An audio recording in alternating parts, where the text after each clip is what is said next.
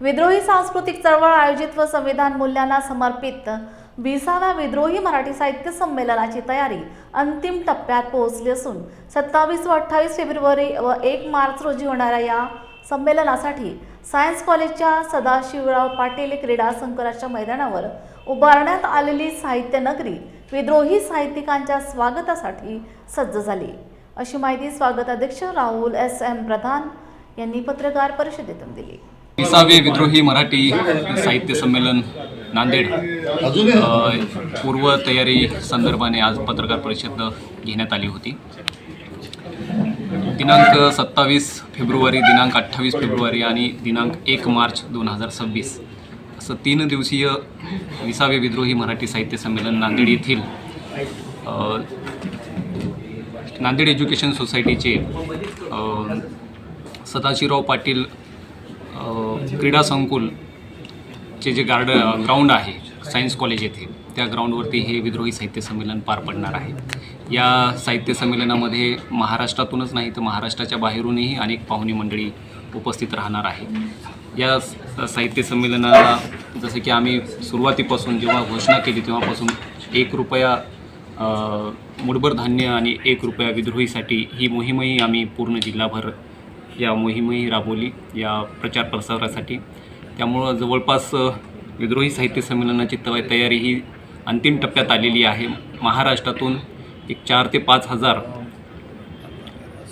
लोक या विद्रोही साहित्य संमेलनामध्ये सहभागी होणार आहेत आणि आपल्या मीडियाच्या माध्यमातून मी सर्व जनतेला, सर्व साहित्यिकांना, लेखकांना, कवींना, सर्व चळवळीतील कार्यकर्त्यांना आवाहन करतो की आपणही या विद्रोही साहित्य संमेलनाचा भाग व्हावा आणि सहभागी व्हावा। दिनांक 27, 28 फेब्रुवारी आणि 1 मार्च 2026 रोजी नांदेड येथील सायन्स कॉलेजच्या मैदानावर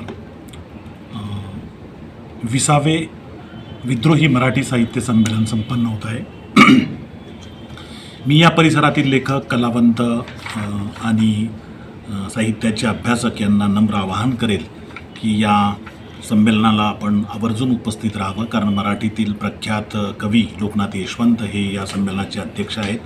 या संमेलनामध्ये 3 समकालीन विषयावरचे परिसंवाद आहेत। चंद्रशेखर शिखरे, प्रतिभा हिरे आणि रेखा शेळके यांच्या अध्यक्षतेखाली हे 3 परिसंवाद होणार आहेत।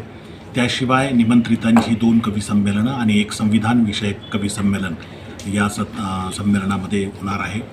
एक पात्री प्रयोग होणार आहे। मी जनाई बोलते, त्याचप्रमाणे मी सावित्रीबाई फुले बोलते, अशा एक पात्री प्रयोग आहेत। आणि प्रेमानंद गजबी यांचं घोटभर पाणी ही एकांकिका देखील सादर होणार आहे। याशिवाय ज्ञानेश महाराव यांचं सुद्धा एक संगीतमय व्याख्यान या ठिकाणी होणार आहे।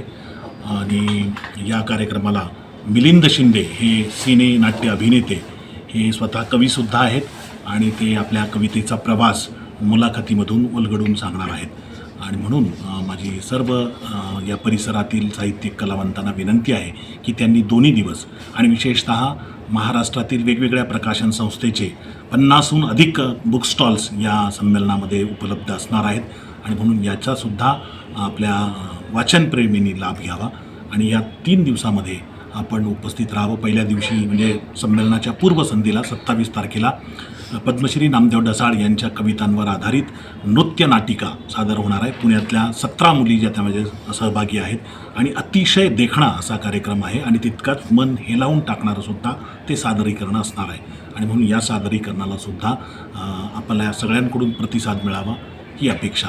बाहेरून तर लोक येणारच आहेत। नांदेडकर म्हणून मी सर्वांना आवाहन करेन की एवढी पर्वणी आपल्याला मिळते आहे, त्या काळामध्ये नांदेडमध्ये इतरही काही मनोरंजनाचे कार्यक्रम आहेत, परंतु मनाची आणि मेंदूची मशागत करणाऱ्या या कार्यक्रमात यावं असं मी सर्वांना आवाहन करतो।